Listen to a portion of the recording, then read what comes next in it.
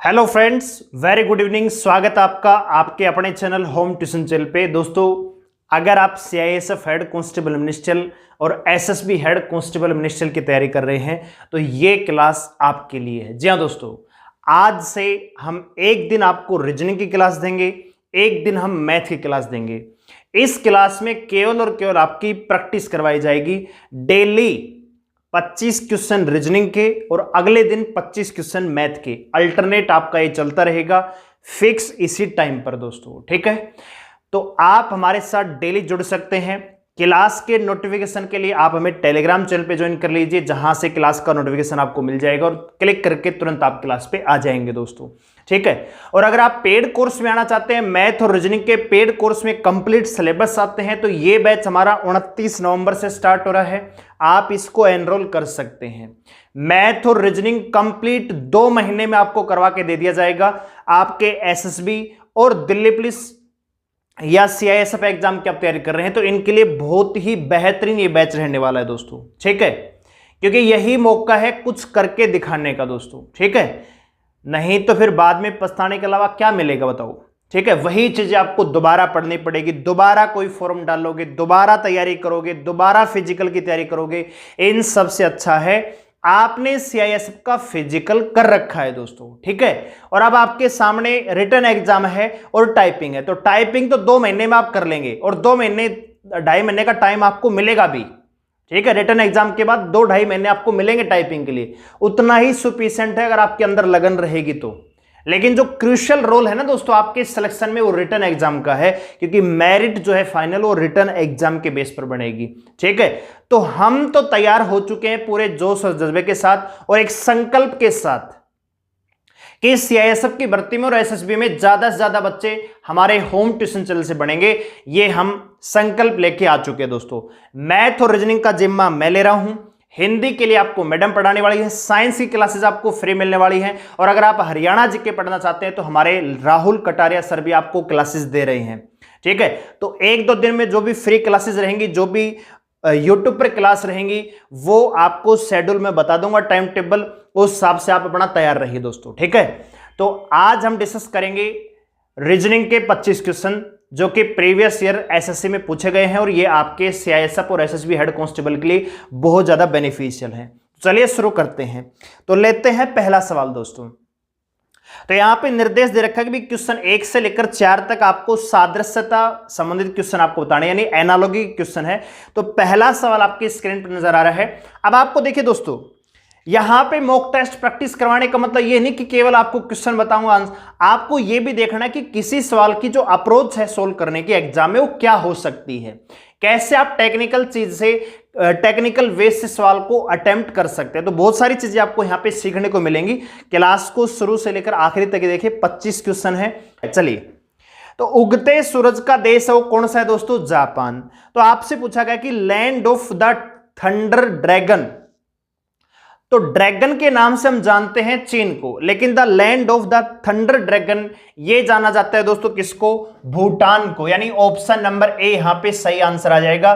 भूटान जो देश है इसका उपनाम है the land of thunder dragon दोस्तों, ठीक है। उगते सूरज का देश किसको कहा जाता है? जापान। हाथियों का देश, सफेद हाथियों का देश किसको कहा जाता है? थाईलैंड को कहा जाता है। तो इस प्रकार से देशों का क्या है? उगते सूरज का देश नॉर्वे को कहा जाता है, ठीक है। मध्य रात्रि का उगते सूरज का देश जापान होगा, मध्य रात्रि का सूरज कहां? नॉर्वे में, ठीक है। इस प्रकार देशों के उपनाम है, तो इस संबंधित ये सवाल पूछा गया है। अगला सवाल देखिए। अगला सवाल है कि भाई सी डी का संबंध कह रहा है कि पी क्यू से है, तो वैसा ही संबंध आपको बताना है जीएच का किससे होगा।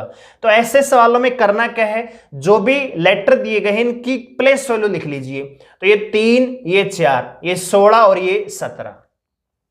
अब आप देखिए 3 से 16 हुआ कितना बढ़ा भाई? प्लस का 3। और 4 से 17 हुआ कितना बढ़ा भाई? प्लस 13। दोनों ही +13 है, तो यहां भी +13 कर देंगे, अब कोई दिक्कत नहीं है। ये आता है 7 और ये 8, तो 13 में 7 जोड़ेंगे तो कितना आएगा? 20, यानी टी। अब पहला लेटर टी किस में दे रखा है? केवल ऑप्शन बी में। पूरा सोल्व भी नहीं करना चाहते तो कर सकते हो, तो यहां पे यू आ जाएगा, T U. Option number B यहां पे क्या आ जाएगा दोस्तों? राइट आंसर आ जाएगा। अगला सवाल देख लीजिए, सेम ऐसा ही सवाल है, कह रहा है कि ई एफ का जो संबंध है वो जे ए से है, तो वैसा ही संबंध आपको बताना है एन ओ का किससे होगा। तो देखिए दोस्तों 5 6 और ये 10 और ये 1 है, ठीक है। अब आप देखिए 5 से 10 हुआ प्लस का 5 है भाई, ई से जे हुआ +5 है, और 6 से 1 हुआ माइनस का 5 है, यानी एक बार +5 है, अगले में प्लस माइनस किया गया है। तो भाई 14 में 5 जोड़ेंगे कितना आएगा 19, पहला लेटर एस दिया हुआ है ऑप्शन सी में, वही आपका आंसर होगा। यहां से 15 लेटर जो ओ है वो 15वें स्थान पे आता है, तो 5 घटाएंगे तो क्या आएगा 10, 10वें स्थान पे आता है जे, तो एस जे जो कि ऑप्शन नंबर सी में दिया गया है, ये आपका क्या हो जाएगा राइट आंसर आ जाएगा, ठीक है। अगला सवाल देख लीजिए, अगला सवाल दे रखा है कि भी 17 का जो संबंध है वो 493 से है, तो वैसा ही संबंध आपको बताना है किस संख्या का होगा 551 से, ठीक है भाई। तो आप एक चीज समझिए दोस्तों, आपने सीआईएसएफ का ट्रेडमैन का पेपर देखा होगा, तो सेम इसी लेवल के सवाल आने वाले हैं, इससे ज्यादा लेवल आपको पढ़ने की भी आवश्यकता नहीं है, क्योंकि कट ऑफ सीआईएसएफ की 85 86 84 83 यहां तक रहती है दोस्तों, यहीं तक रहने की उम्मीद है।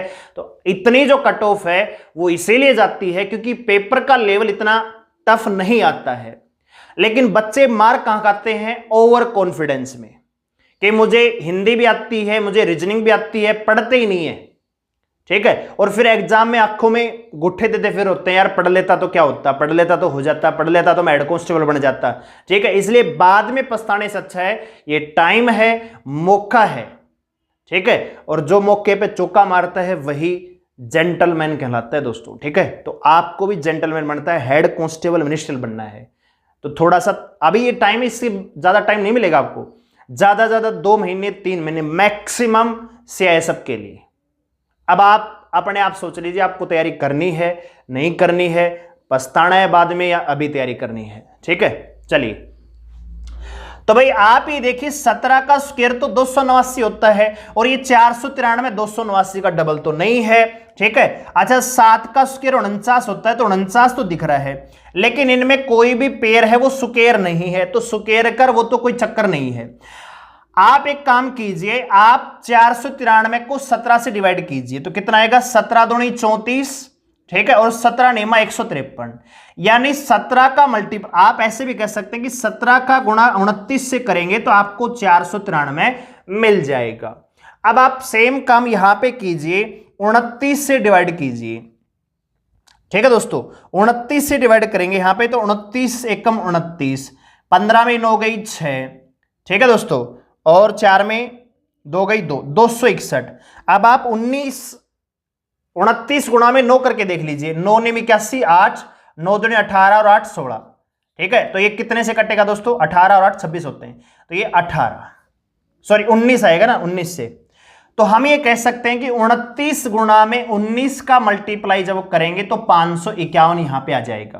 कहने का मतलब है कि एक कॉमन फैक्टर 29 यहां भी है, एक कॉमन फैक्टर 29 यहां भी है। 29 का गुणा 17 में किया तो 493 मिला, 29 का गुणा अगर 19 में करेंगे तो 551 आपको मिलेगा।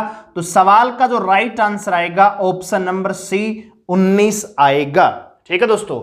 चलिए आगे बढ़ते हैं अगले सवाल पर। कंटेंट अगर आपको पसंद आ रहा है ना दोस्तों, क्लास पसंद आ रही है, तो वीडियो को लाइक जरूर करेंगे दोस्तों। आगे बढ़ते हैं अगले सवाल पर। अब ये जो सवाल है आपकी स्क्रीन पर नजर आ रहा है, ये क्लासिफिकेशन का क्वेश्चन है कि भाई 3 ऑप्शन है वो किसी ना किसी प्रकार से समान है, एक अलग है, वही आपको बताना है। तो देखिए दोस्तों, बिस्मिल्लाह खान शहनाई वादक हुआ करते थे भाई, ठीक है। सीवी रमन, होमी जहांगीर बाबा और विक्रम साराभाई। तो हम यहां पे आसानी से क्लासिफाइड कर सकते हैं कि जो बिस्मिल्लाह खान है वो क्या है, शहनाई वादक हैं, जबकि बाकी तीनों क्या है, वैज्ञानिक हैं, साइंटिस्ट हैं दोस्तों। तो option number A Bismillah Khan यहां पे क्या आ जाएगा, अलग आ जाएगा। क्वेश्चन नंबर 5 का जो आंसर आएगा क्या आएगा दोस्तों, ऑप्शन नंबर ए, ठीक है। अगला सवाल देखिए, अब यहां पे 4 ऑप्शन दिए हुए हैं, ठीक है। ऑप्शन नंबर ए में दिया गया है VR, ठीक है। ऑप्शन नंबर में B LH, option number C में SW और फिर FB। तो मैंने क्या बताया, लेटर जहां भी दिखे प्लेस वैल्यू डाल दो। तो ये 22, 18, 12 और ये 8, 19, 23, 6 और 2। अब आप यहां पे क्या संबंध देख पा रहे हैं, आप यहां पे संबंध क्या देख रहे हैं दोस्तों, हम यहां पे देख रहे हैं कि 22 और 18, यानी 22 में से 4 घटाएंगे तो 18 आएगा। अच्छा, 12 में से 4 घटाएंगे तो 8 आएगा। 6 में से 4 घटाएंगे तो 2 मिलेगा, लेकिन 19 में प्लस 4 करेंगे तो 23 मिलेगा। कहने का मतलब यह है बाकी 3 ऑप्शन ए बी डी में जो सेकंड लेटर है वो पहले वाले से 4 कम है, लेकिन ऑप्शन सी में क्या है, उल्टा है। तो ऑप्शन नंबर सी यहां पे क्या जाएगा, राइट आंसर हो जाएगा। अगला सवाल देख लीजिए, कुछ ऐसा ही सवाल है। 863, ठीक है, 785, 791 और 647। अब इसमें आपको विषम बताना है भाई कौन सा होगा। तो देखिए दोस्तों, ना तो ये स्क्वायर है ना ही ये क्यूब है, ठीक है, तो स्क्वायर क्यूब का तो कोई चक्कर यहां पे नहीं है। अच्छा जी, अच्छा 3 का डबल 6 है, लेकिन और कहीं भी कोई डबल नहीं है, ठीक है। 8 में 2 गई 6, लेकिन और कहीं भी 2 का संबंध नहीं है, क्योंकि यहां पे 7 8 7 9 6 4 2 का तो है, लेकिन यहां पे घट रहा है, यहां पे बढ़ रहा है, यहां पे घट रहा है, तो ऐसा कोई चक्कर नहीं जो यहां पे था। तो ऐसे सवालों में आपको करना क्या है, फिर अप्रोच क्या है, अप्रोच ये है कि आप ऐड करके देख लीजिए। अगर मैं 8 + 6 प्लस में 3 को जोड़ता हूं तो भाई कितना आएगा, 17। अच्छा जी, 7 प्लस में 8 प्लस में 5 को जोड़ते हैं तो कितना आएगा, 8 7 15 और 5 20 आएगा। अच्छा जी, 7 प्लस में 9 प्लस में 1, तो 9 और 7 16 और 1 कितना आएगा, 17 आएगा। इसी प्रकार 6 प्लस में 4 प्लस में 7 करेंगे तो 17 आएगा। तो हम आसानी से फाइंड आउट कर सकते हैं 785, यानी ऑप्शन नंबर बी यहां पे क्या होगा, अलग होगा, क्योंकि बाकी तीनों का जो योग है, अंकों का योग 17 है, जबकि इसमें क्या है, 20 है दोस्तों। तो ऑप्शन नंबर बी आपका क्या हो जाएगा दोस्तों, राइट आंसर हो जाएगा, क्वेश्चन नंबर 7 दोस्तों। आगे बढ़ते हैं क्वेश्चन नंबर 8 पे। अगला सवाल आपकी स्क्रीन पर है, बताइए जरा क्या होगा आंसर। सेम ऐसा ही सवाल है, लेकिन इसमें अलग है। देखिए, पहला दे रखा है 32 84, अच्छा जी 40 58, 21 37 और ऑप्शन नंबर डी भी दे रखा है 23 63। अब इसमें आपको अलग बताना है क्या होगा, तो जरा दिमाग लगाइए। ऐसे सवालों में क्या है, क्या ये परफेक्ट क्यूब है, परफेक्ट स्क्वायर है, बिल्कुल नहीं है, ठीक है। क्या 32 का डबल 84 होता है दोस्तों, नहीं, डबल का भी कोई चक्कर नहीं। 21 63 होता है, लेकिन 21 का 37 संबंध दे रखा है, तो वैसा भी कोई चक्कर नहीं है। लेकिन आप एक गौर कीजिए, आप एक बात पर गौर कीजिए कि अगर आखिरी के 2 अंक लें, 8 गुणा में 4 अगर करता हूं तो मुझे 32 मिल जाता है, यानी कि आखिरी के 2 अंकों का जो मल्टीपल है वो पहले लिखा हुआ है। आप देख लीजिए, 5 गुणा में 8, 5 गुणा में 8 बराबर 40 है, तो इसको 40 58 लिखा गया है। इसी प्रकार आप यहां पे देखिए तो 3 गुणा में 7 करेंगे तो 21 37 लिखा हुआ है, लेकिन यहां पे 6 गुणा में 3 करेंगे तो यहां पे 18 63 होना चाहिए था, जो कि नहीं है। तो यहां पे हम कहेंगे कि ऑप्शन नंबर डी यहां पे क्या है दोस्तों, अलग है, क्योंकि बाकी के ए बी सी 3 ऑप्शन में आखिरी के 2 अंकों का जो मल्टीपल है, प्रोडक्ट है, वो पहले लिखा हुआ है, जबकि ऑप्शन नंबर डी में ऐसा नहीं है। तो ऑप्शन नंबर डी यहां पे क्या हो जाएगा दोस्तों, अलग हो जाएगा, ठीक है। कंटेंट पसंद आ रहा है तो लाइक ठोक कर हमें मोटिवेट करने की कोशिश करें दोस्तों, ठीक है। और अगर आप चैनल पे नए हैं, सब्सक्राइब कर लीजिए, बेल आइकन को प्रेस कर लीजिए, और किसी प्रकार की अपडेट को पाने के लिए टेलीग्राम चैनल पे ज्वाइन कर लीजिए, जिसका लिंक डिस्क्रिप्शन में दिया हुआ है। बहुत सारा कंटेंट आपको वहां पे भी मिलता रहता है। अगला सवाल देखिए, अगले 4 क्वेश्चन यहां पे सीरीज के हैं, ठीक है, और बहुत ही बेहतरीन मॉक टेस्ट में लेके आया हूं आपके लिए। सीरीज बतानी है कि सीरीज का अनुक्रम पूरा करना है। मेसोपोटामिया सभ्यता, मिस्र सभ्यता, फिर खालिस्तान है, और फिर चीनी सभ्यता। तो क्रम को पूरा करना है, आपको यह बताना है कि चीनी सभ्यता से पहले और मिस्र सभ्यता के बाद कौन सी सभ्यता आई थी। तो दोस्तों, इनका जो सही क्रम है, क्वेश्चन नंबर 9 का जो सही क्रम है दोस्तों, सबसे पहले आएगा मेसोपोटामिया, ठीक है, मेसोपोटामिया आएगा, उसके बाद मिस्र, ये तो दे ही रखा है, मिस्र सभ्यता आएगा। और मिस्र सभ्यता, क्योंकि हमारी जो सिंधु घाटी सभ्यता थी ना दोस्तों, मेसोपोटामिया सभ्यता के बिल्कुल समकालीन थी, ठीक है, तो ये आएगा सिंधु घाटी सभ्यता, और सिंधु घाटी सभ्यता के बाद जो सभ्यता थी वो थी चीनी सभ्यता। तो राइट आंसर आएगा सिंधु घाटी सभ्यता, जो कि ऑप्शन नंबर डी में दिया गया है। ठीक है, तो सवाल का आंसर क्या जाएगा, सिंधु घाटी सभ्यता।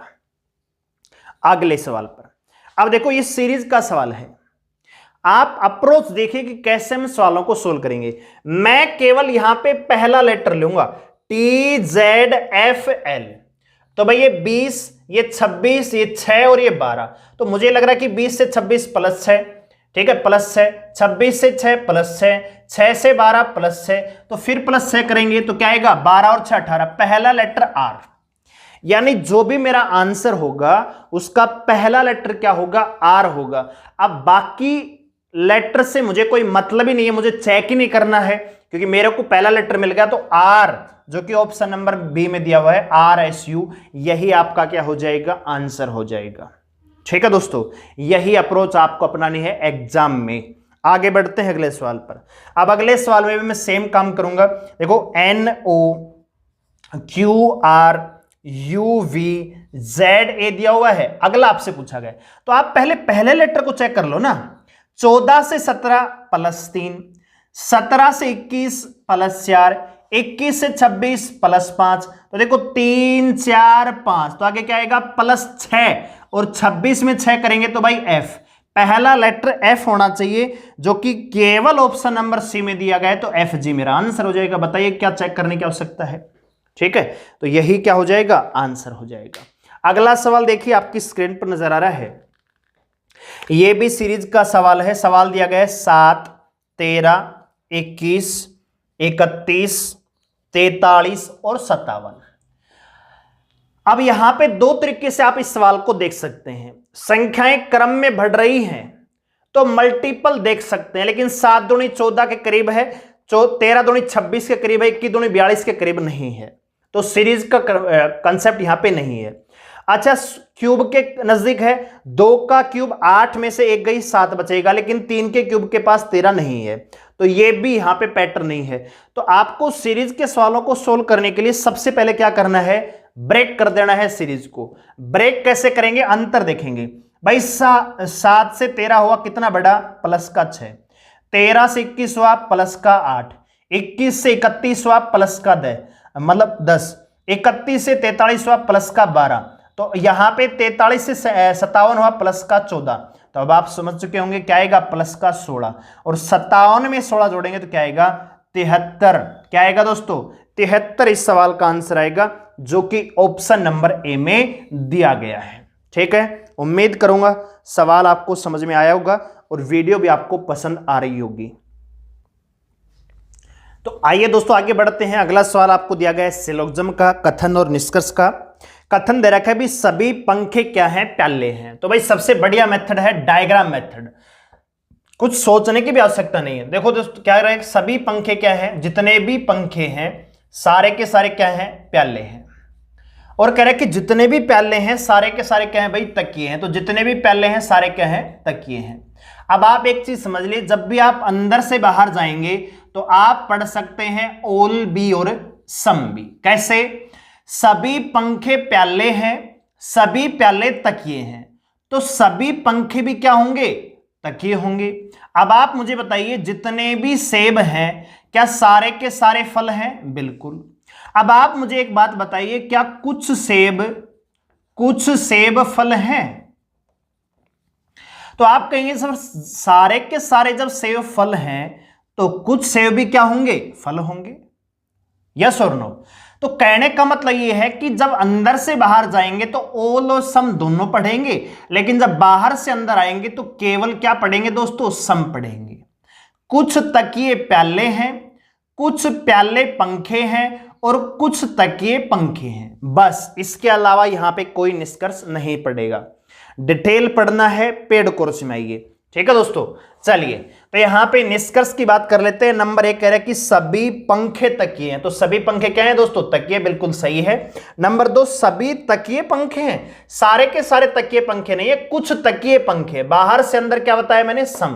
तो नंबर 2 यहां पे क्या होगा, गलत होगा। केवल निष्कर्ष एक सही है, जो कि ऑप्शन नंबर ए में दिया गया है। आगे बढ़िए। अगला सवाल यहां पे कैलेंडर का दिया गया है। क्या दे रखा है दोस्तों, यदि 5 जनवरी 2011 को बृहस्पतिवार था, थर्सडे था, तो 1 जनवरी 2013 को कौन सा वार होगा। तो देखिए दोस्तों, मैं आपको अलग तरीके से समझा रहा हूं। 5 जनवरी 2011 को दे रखा है आपको थर्सडे, ठीक है दोस्तों, थर्सडे दिया हुआ है। आप मुझे बताइए 5 जनवरी 2013 को कौन सा वार होगा। बस इतनी सी बात आपको समझ में आ गई तो सवाल कुछ भी नहीं है। देखिए, आप ऐसे भी डायरेक्ट भी निकाल सकते हो यार, ठीक है, डायरेक्ट भी निकाल सकते हो। 1 जनवरी पूछा है ना, 1 जनवरी पूछा है, तो यहां पे देखो 5 जनवरी से जा रहे हैं 1 जनवरी, पीछे जा रहे हैं तो -4, 2011 से 2013 में जा रहे हैं तो 2 साल का अंतर है, प्लस में एक लीप ईयर है तो +3। अब +4 +3 -1, यानी वेडनेसडे इस सवाल का आंसर, बुधवार, ठीक है, बुधवार इस सवाल का आंसर डायरेक्ट कर सकते हो। मैं जो बताना चाह रहा हूं वो ये बताना चाह रहा हूं कि 5 जनवरी 2011 को वार कौन सा है, थर्सडे है। तो आप 5 जनवरी 2013 निकाल लो, ये आपके लिए आसान रहेगा थोड़ा सा, क्योंकि ये आपको समझ में नहीं आया होगा। जिन्होंने कैलेंडर इस तरीके से नहीं पढ़ रखा है उनको समझ में नहीं आया होगा। और ये सबसे बेस्ट मेथड है किसी भी कैलेंडर के सवाल को 5 सेकंड 10 सेकंड के अंदर उड़ाने का, ठीक है। लेकिन आपको अभी नहीं पढ़ रखा है तो नहीं समझ में आएगा। तो आप ये समझ लीजिए, दिन समान है, महीना भी सवाल है, मतलब समान है, वर्ष अलग अलग हैं, तो वर्षों के बीच में ओड डेज निकालते हैं। तो कैसे निकालेंगे, वर्षों का अंतर कितने का भाई, 2। इन वर्षों के बीच में आए हुए लीप वर्ष, तो 2011 से 2013 के बीच में एक लीप वर्ष आया 2012, तो वो भी जोड़ दीजिए, और इनको 7 से भाग देंगे तो कितना आएगा, 3 ही आएगा। अब आपको 3 जोड़ना है, तो भाई बृहस्पतिवार में 3 जोड़ दीजिए, शुक्र शनि ऐत, यानी संडे, यानी 5 जनवरी 2013 को क्या होगा, संडे होगा। आपसे पूछा क्या है, 1 जनवरी, कितना पीछे जाना है, -4 +3, तो संडे में +3 जोड़ेंगे तो बुधवार भी आ जाएगा। यानी जिनको ये तरीका डायरेक्ट नहीं पता वो ऐसे भी घूम के जा सकते हैं, ठीक है। ये तरीका अगर आपको आता है तो ये तो बेस्ट है, कुछ करने की आवश्यकता नहीं। -4 +3 -1, ठीक है, -1 -4 +3 -1, तो वार क्या जाएगा, बुधवार आ जाएगा, ठीक है दोस्तों। यही सब चीजें आपको पेड कोर्स में देखने को मिलती हैं दोस्तों। और अगर आप पेड कोर्स में एनरोल करना चाहते हैं तो अभी अपनी पेमेंट 9468164742 पर पेमेंट कीजिए, पेमेंट का स्क्रीनशॉट भेजिए, क्योंकि यहां पे रीजनिंग और मैथ आपको 60 दिन में कंप्लीट करवा के दे दिया जाएगा। रीजनिंग तो 40-42 दिन में हो जाएगी, ठीक है, लेकिन मैथ आपका 60 दिन के आसपास ले लेगा। तो ये जो बैच है ना आपके लिए, ये आपके केवल सीआईएसएफ का तो टारगेटेड बैच है, लेकिन ये जो मैथ और रीजनिंग यहां पे आप पढ़ने वाले हैं ना, Delhi police, Haryana police, UP police, Rajasthan police, हर एग्जाम में काम आने वाली है, ठीक है दोस्तों। तो जल्दी से बिना देर किए हुए एनरोल कर लीजिए। चलिए अगला सवाल, क्वेश्चन नंबर 15 पे आगे बढ़ रहे हैं। तो यहां पे आपको क्रम बताना है, डिक्शनरी के अकॉर्डिंग आपको अरेंज करना है, सबसे पहले सबसे बाद क्रम आपको बताना है कि कौन सा क्या क्रम बनेगा। तो लेटर यहां पे दे रखे हैं दोस्तों, नेक्स्ट, नोइजी, नेचुरल और नाइदर। तो हम यहां पे देख रहे हैं कि भाई नंबर 1, नंबर 3 और नंबर 4, एन के बाद क्या है, ई है, एन के बाद क्या है, ई है। तो आप मुझे बताइए, पहले देखो यहां पे एक्स है, यहां पे यू है और यहां पे क्या है, आई है। तो इनमें सबसे पहले क्या आएगा, NEI आएगा, यानी नंबर 4 सबसे पहले आएगा। अब आप ऑप्शन पे नजर दौड़ाइए, आपने एक कंफर्म कर लिया, डिक्शनरी के अकॉर्डिंग अरेंज करेंगे तो सबसे पहला जो शब्द आएगा वो नंबर 4 शब्द आएगा, और केवल ऑप्शन नंबर डी में दिया गया है 4 नंबर सबसे पहले। कुछ भी सोचने की आवश्यकता नहीं है, ऑप्शन नंबर डी आपका राइट आंसर। बस यही अप्रोच आपको रखनी है एग्जाम में रीजनिंग को जल्दी से जल्दी सुलटाने के लिए, ठीक है। चलिए अगला सवाल देख लीजिए, क्वेश्चन नंबर 16 कह रहा है कि किसी सांकेतिक भाषा में टर्माइट, TERMITE, टर्माइट को लिखा हुआ है UDSLJSF, और आपसे पूछा उसी सांकेतिक भाषा में मिनिस्टर, ठीक है, मिनिस्टर को क्या लिखा जाएगा। तो देखिए दोस्तों, ये 20 था, ये 19 हुआ, -1, ये 5 से 4 हुआ, -1, सॉरी 20 से 21 हुआ भाई, ये तो +1 -1, +1 -1 +1 -1 +1, ये पैटर्न लगा हुआ है तो सबसे पहले प्लस कर देंगे फिर माइनस। तो 13 से 14 होगा, पहला लेटर एन आएगा। पहला लेटर एन सभी में है लेकिन आखिरी लेटर पे दौड़ाते हैं। तो देखो ये +1 माइनस कर ही लो जो आप, 9 से घटाएंगे 8 आएगा, नहीं NH, ठीक है। अच्छा जी, +1 14 और 1 15 O, -1 H, +1 T, -1 S, +1 EF और यहां पे Q, ठीक है दोस्तों। तो ये इसका राइट आंसर आ जाएगा NHOH T, option number C आपका राइट आंसर, ठीक है दोस्तों। ऑप्शन नंबर सी क्या हो जाएगा, राइट आंसर आ जाएगा। मैं सोच रहा था कि हिंट के आधार पे सोल्व कर लें, लेकिन यहां पे हिंट यहां तक तो सभी में समान है, तो यहां पे आपको पूरा ही सोल्व करना पड़ेगा। चलिए आगे बढ़ते हैं अगले सवाल पर। अगला सवाल आपको दिख रहा है मिसिंग नंबर का, बहुत ही बेहतरीन सवाल है, ठीक है दोस्तों। बताइए क्या होगा राइट आंसर। सवाल आपकी स्क्रीन पर दिख रहा है, दिमाग लगाइए क्या होगा राइट आंसर। जरा सा मैं बना देता हूं ताकि मैं समझा सकूं, ठीक है।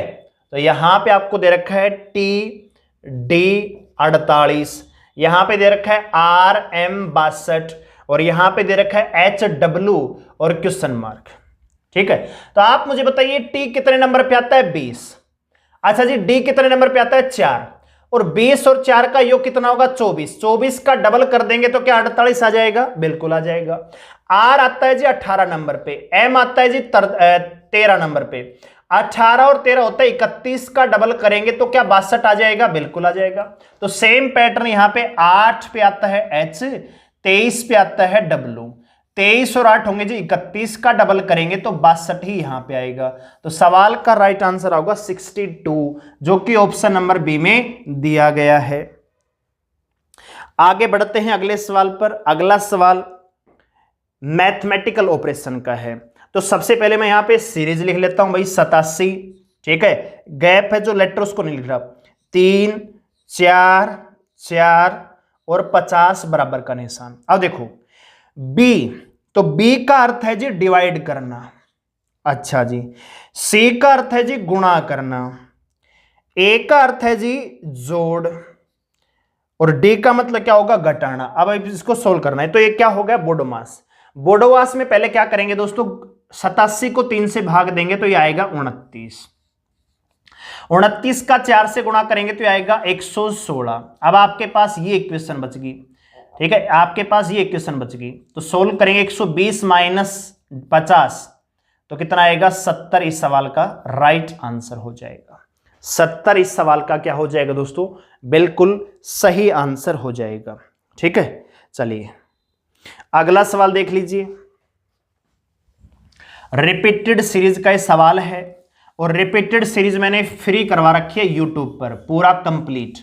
अगर आपने क्लास नहीं देखी है तो भाई प्लेलिस्ट मैंने बना रखी है, उनमें आपको मिल जाएगी क्लास। रिपीटेड सीरीज की कंप्लीट फ्री यूट्यूब पर दे रखी है। अगर आपने वो क्लास देख ली तो ये सवाल आपको कुछ भी नहीं लगेगा। करना क्या है, सबसे पहले सवाल लिखिए, लिखा भाई, ठीक है। सवाल लिख लीजिए, सवाल लिख लिया। अब आप यहां पे लेटर काउंट कीजिए। तो लेटर हम यहां पे काउंट करेंगे 3 3 6 3 9 3 12। अब मैंने आपको बताया कि लेटर अगर 12 है तो पेयरिंग बनेगी 3 की या 4 की। लेटर 16 है तो पेयरिंग 4 4 की। लेटर अगर 20 है तो पेयरिंग 4 5 की। लेटर 21 है तो 3 या 7 की, ठीक है। इसी प्रकार से लेटर अगर 24 है तो 4 या 6 की पेयरिंग बनेगी। लेटर अगर 18 है तो 3 की, 4 की या 6 की, और 4 के साथ बढ़ाएंगे तो 2 लेटर एक्स्ट्रा रहेंगे, ठीक है। तो ये सारी चीजें मैंने आपको बता रखी हैं। ग्रुपिंग, ठीक है, क्या बता रखी है, ग्रुपिंग। तो सबसे पहले क्या करेंगे, ग्रुपिंग करेंगे। तो भाई लेटर अगर यहां पे 12 है तो ग्रुपिंग बनेगी 3 3 की, पहला ग्रुप, दूसरा ग्रुप, तीसरा ग्रुप। और मैंने आपको यह भी बता रखा है रिपीटेड सीरीज में 5 ही प्रकार के सवाल आ सकते हैं। कौन कौन से दोस्तों, मैंने बताया रिपीटेड होमोजीनियस, ठीक है, होमोजीनियस, फिर हेट्रोजीनियस, फिर साइक्लिक फॉर्म, ठीक है, फिर ईच ग्रुप है सेम कंडीशन, और फिर मैंने बताया था इंक्रीजिंग और डिक्रीजिंग। ये 5 सेक्शन से बाहर कोई भी रिपीटेड सीरीज का सवाल नहीं जाता है। अगर आपने क्लास नहीं देखे तो अभी जाके देख सकते हैं इस क्लास के बाद दोस्तों, ठीक है। रिपीटेड सीरीज से कभी कोई सवाल गलत नहीं होगा। तो देखिए दोस्तों, अब अरेंज करते हैं। तो यहां पे तीसरा लेटर देखो, यहां पे देख लो, पहला लेटर एम है, यहां ब्लैंक है, यहां पे एम है, लेकिन तीसरा लेटर यहां पे क्यू है, यहां पे क्यू है, यहां पे एम है। इसका मतलब ये जो सवाल है ये है हेट्रोजीनियस। ये हेट्रोजीनियस क्या है दोस्तों, इसमें जो सवाल है ना इस प्रकार से होता है grouping, A double B A, फिर B double A B, A double B A, B double A B, यानी पहले ग्रुप का संबंध तीसरे से मिलेगा, दूसरे का संबंध चौथे से। अल्टरनेटिव ग्रुप हैं वो रिपीट करते चले जाते हैं, इसी को कहा है हेट्रोजीनियस। ठीक है दोस्तों, तो यहां पे हम अगर ध्यान से इसको ऑब्जर्व करें, आप ऑप्शन रख के भी चेक कर सकते हैं, ऐसी कोई बात नहीं है, लेकिन कंसेप्ट से बता रहा हूं। तो यहां पे एम ओ, ठीक है, एम क्यू है, यहां पे भी एम क्यू है, तो यहां पे एम सी, तो यहां पे क्या आएगा दोस्तों, एम आएगा। ठीक है, सी एम सी एम। ठीक है, अब यहां पे और यहां पे समान लेटर आएगा, और यहां पे क्या आएगा आप और हम नहीं बता सकते, ये डिपेंड करेगा ऑप्शन पे। तो ऑप्शन यहां पे देखिए 5 ब्लैंक है ना, तो पहले और चौथे पर समान होना चाहिए। ठीक है, पहले और चौथे पर देखिए, ऑप्शन नंबर केवल बी, ऑप्शन नंबर केवल B, C Q M C और क्यू।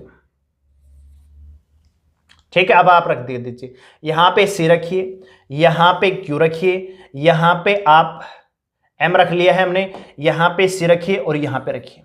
तो देखो M C Q, Q C M, M C Q, Q C M, तो ये क्या है, रिपीटेड हेट्रोजीनियस है। ठीक है दोस्तों, तो ऑप्शंस की मदद से हमने इसको पुट कर दिया, पहले ग्रुपिंग की, फिर ऑब्जर्व किया, फिर ऑप्शंस की मदद से हमने डायरेक्ट आंसर टिक कर दिया। यही अप्रोच आपकी होनी चाहिए। टाइम मैंने इसलिए लिया है आपको समझाने के लिए, नहीं तो ये सवाल 10 सेकंड के अंदर सॉल्व हो जाएगा। अगला सवाल देखिए भाई, अब अगला सवाल भी डायरेक्ट करेंगे। अब कई बच्चे यहां पे क्या करेंगे, डायरेक्ट डायग्राम बनाएंगे, डायग्राम नहीं बनाएंगे। देखो क्या कह रहा है, एक लड़की है, दक्षिण दिशा की ओर मुंह करके खड़ी है।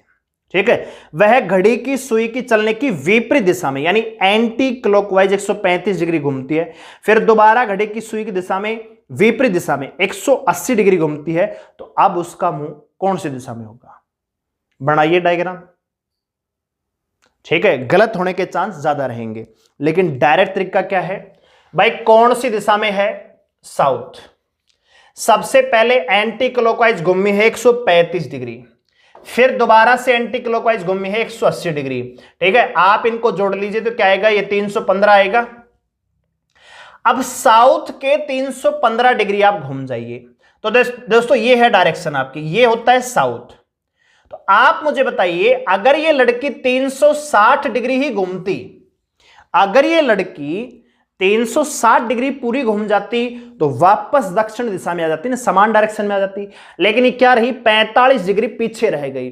315 ही डिग्री घूमी है ना, तो 45 डिग्री कम रह गई अपनी वास्तविक डायरेक्शन में आने के लिए। तो इसका मुंह अभी फिलहाल यहां पे है।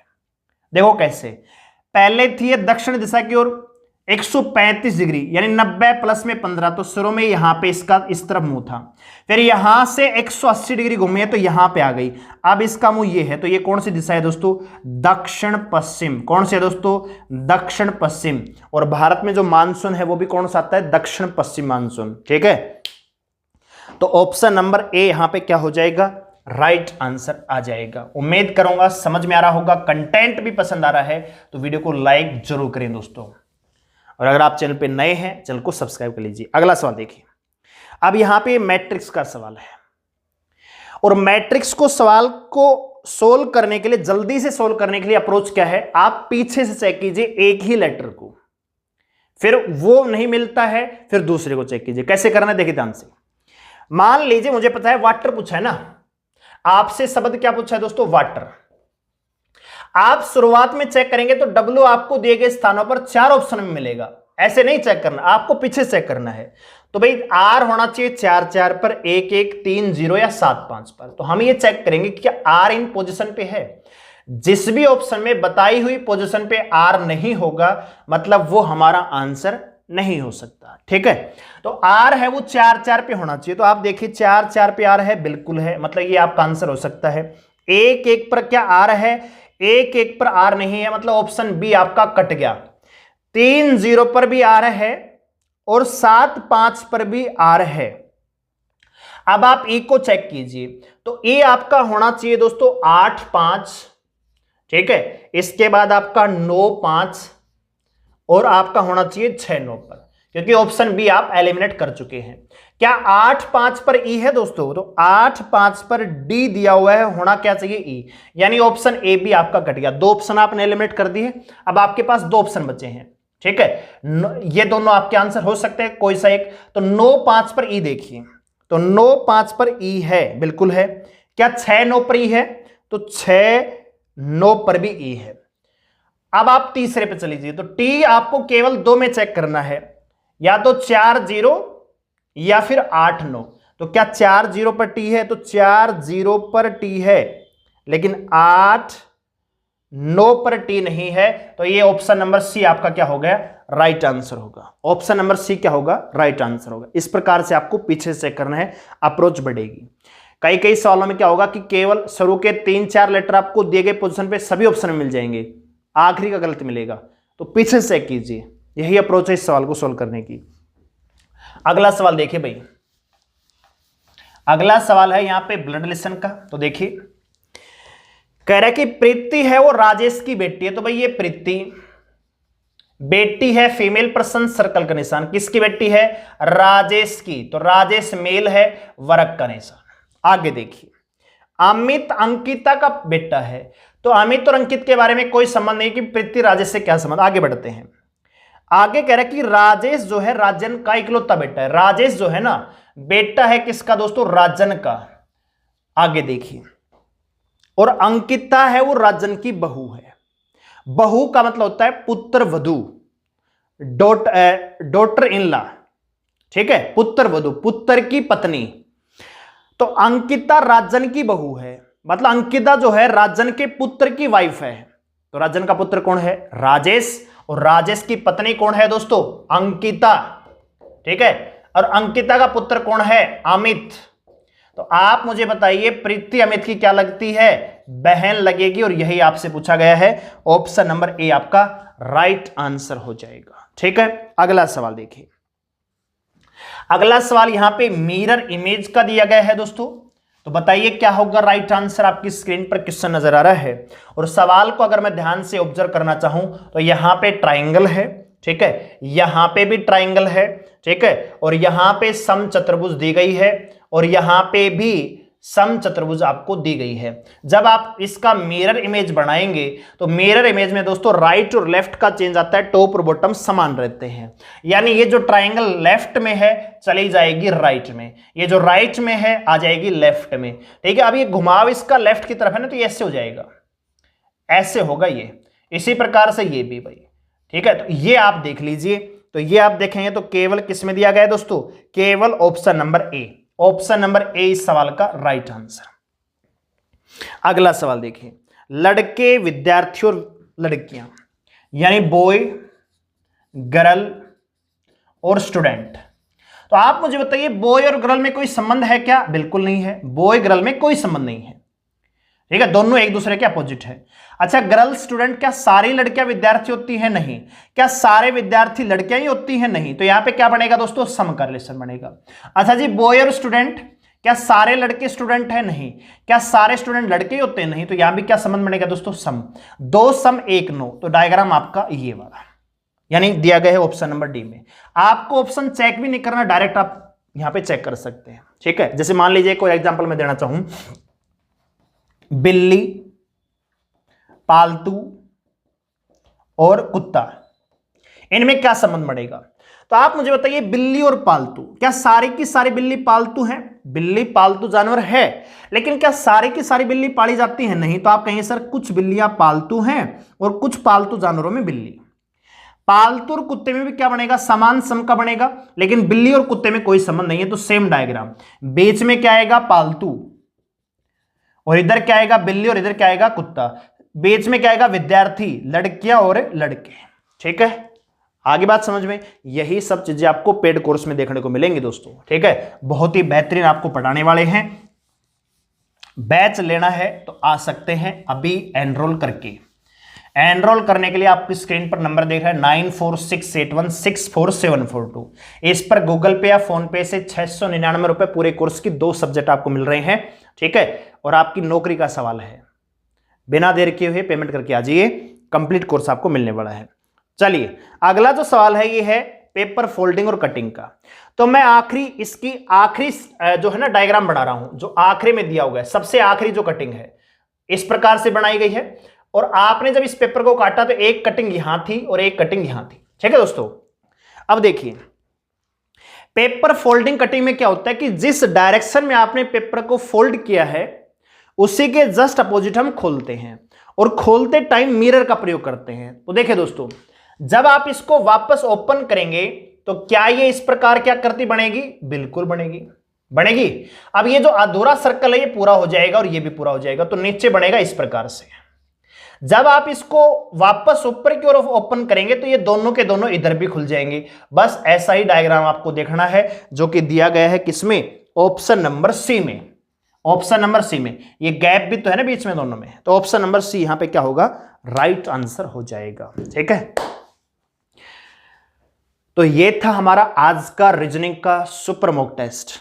उम्मीद करूंगा आपको समझ में आया होगा और आपको पसंद भी आया होगा। आपने 25 में से कितने सवाल यहां पे सही किए हैं, कितने सवाल आपको आते थे, कमेंट करके जरूर बताएं। और वीडियो को लाइक करें, शेयर करें, चैनल को सब्सक्राइब कर लीजिए इसी प्रकार हमारे साथ जुड़े रहने के लिए। और दोस्तों किसी प्रकार के अपडेट को पाने के लिए टेलीग्राम चैनल पे ज्वाइन कर लीजिए। और दोस्तों अगर आपको पेड कोर्स में आना है, मैथ और रीजनिंग का बेहतरीन कोर्स रहने वाला है, तो आप अभी पेमेंट करके आ सकते हैं 9468164742। इस पर फोन पे या गूगल पे से पेमेंट कीजिए, पेमेंट का स्क्रीनशॉट लीजिए और हमें इसी नंबर पे व्हाट्सएप पे सेंड कर दीजिए, ठीक है। फोन नहीं करना है, स्क्रीनशॉट भेजेंगे, व्हाट्सएप पे हम आपको ऐड करेंगे और आगे कार्रवाई आपको वहीं पे बता दी जाएगी, ठीक है। कल फिर मिलते हैं सेम टाइम पर मैथ के साथ, तब तक के लिए धन्यवाद, गुड बाय।